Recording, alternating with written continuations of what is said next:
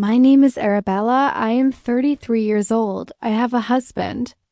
His name is Robert. We have one daughter. Her name is Cecilia. She is 7 years old. We lived together for 10 years. A trusted love. I loved my husband very much. I trusted him. I believed he was a good man, but one day everything changed. The party was a Friday night. My husband went to a party. His best friend had a birthday.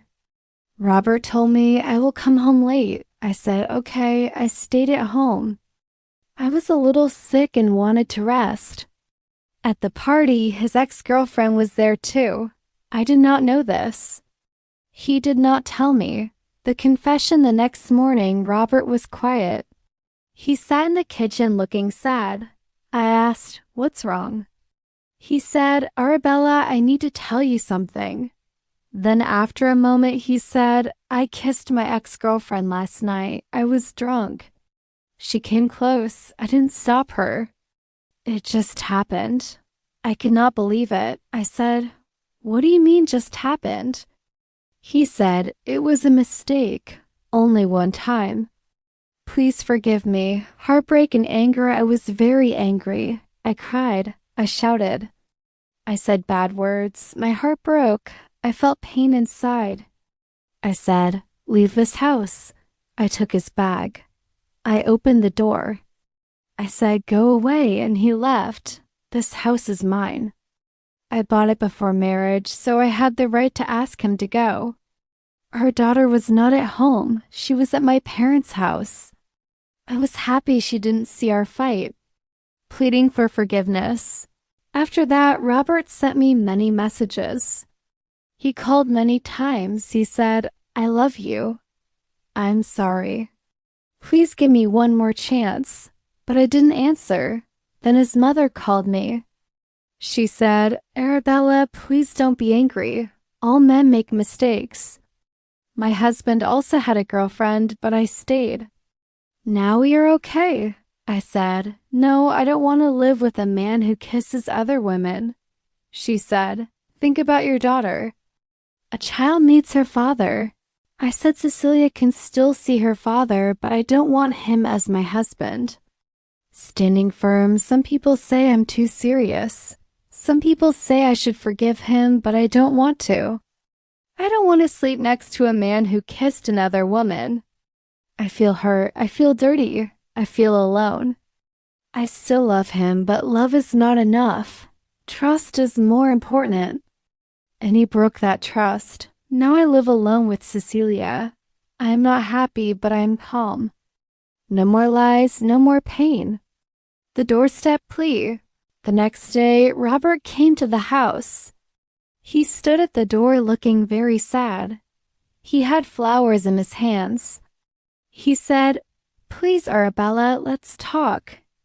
I did not want to talk, but I opened the door a little. What do you want? I asked. He said, Arabella, I made a big mistake. I was drunk. I didn't think clearly.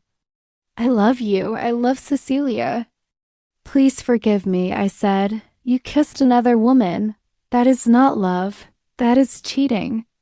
You cheated on me. He said, she kissed me first. I was confused.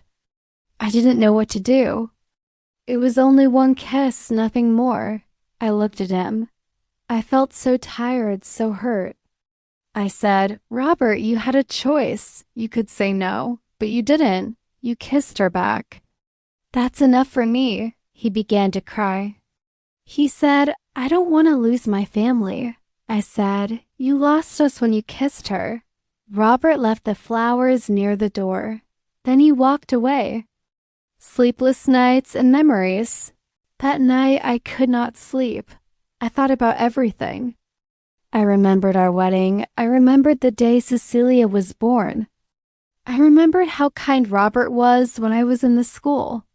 He was a good husband before. He helped me after Cecilia's birth.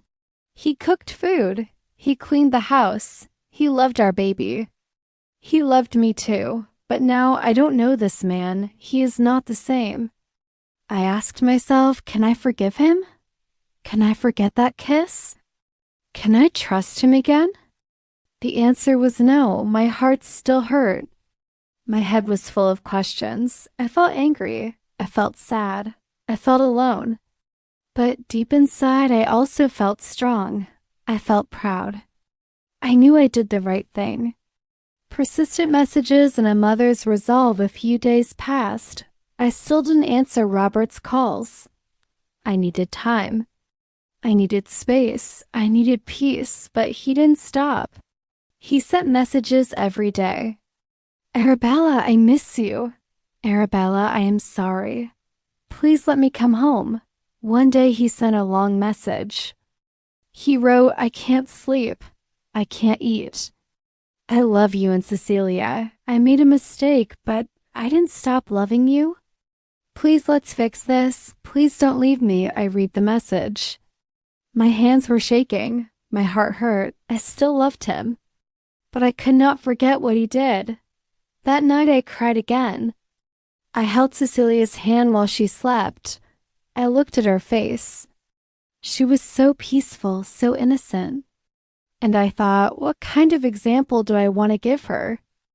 I want her to grow strong. I want her to choose love with respect, not just love with pain. The school gate and a good father. The next day, Robert came to the school gate. He waited to see Cecilia. I did not stop him. He is her father. She ran to him. She smiled. She hugged him. He brought her a small gift, her favorite book. I watched them from far. My eyes filled with tears. He is a good father, but that does not make him a good husband. After he took her for ice cream, he came to talk to me again. He said, Arabella, I'm not giving up. I'll wait. I'll show you I can change. I said, Robert, it's too late. My heart is closed now, he said, but we were happy. Yes, I said. We were happy before the kiss, before the lie. He looked at the ground. He had no more words. I closed the door. Explaining to Cecilia that night, Cecilia asked me, why does Daddy not live with us? I took a deep breath. Sometimes, I said, adults make mistakes. Sometimes love is not enough, but we both love you, Cecilia. That will never change. She hugged me and said, I love you too, Mommy. I kissed her head and said, we will be okay. And I hoped it was true. A year of change and waiting. 1 year passed. I lived alone with Cecilia. Life was calm. We laughed, we played, we grew. But sometimes late at night, I thought about Robert. He came every weekend to see Cecilia. He never missed a day. He brought her books, toys, and stories. He also brought me flowers sometimes, but never pushed me. He just waited. I saw the change in him. He stopped drinking. He didn't lie anymore, and he respected my space. A second chance. One sunny afternoon, he came early. He helped clean the garden. Then he said, Arabella, can I talk to you? I nodded. He said softly, I miss our family. I miss being your husband. I know I made a big mistake, but I love you. I always will. I looked into his eyes. He looked tired but honest. I still remember everything. The pain, the night he broke my heart. But I also see who he is now. He held his breath. I looked at Cecilia. She was laughing in the sun, running with her doll. My heart felt full. I forgive you, I said. And I want us to be together again. His eyes filled with tears. He took my hands gently and said, Really? Yes, I said. But not because I'm weak. I'm strong now. I choose you again. Not because I need you, but because I believe in second chances. He hugged me tightly.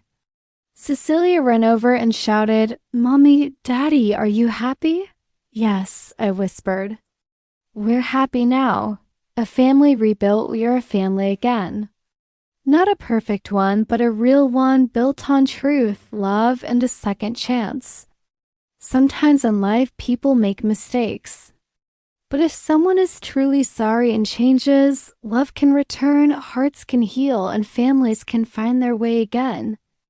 A few months had passed since Robert moved back home. Life flowed with a cautious calm. We were in love like before, but this love now had a layer of heightened awareness and deeper gratitude. Robert kept his promises. No alcohol, always present and more transparent than ever. Yet sometimes a certain sadness in his eyes gave me pause. It was as if he still carried the weight of his guilt. A shadow from the past. One Friday, while tidying a wardrobe drawer, I found a folded piece of paper in the pocket of Robert's old winter coat. It was in feminine handwriting. "Robert, thank you for the conversation that night. I know what we did was wrong. I hope you save your family. Prayers, Sarah." Sarah, the old friend, the woman. My heart stopped for a second. She hadn't just been at that party. She'd been in contact with Robert months afterwards. The initial anger rose like a cold wave from my feet. But then I took a deep breath. There was an untold story behind this note. The final conversation. That night, after Cecilia was asleep, I placed the note on the kitchen table and sat across from Robert. The color drained from his face.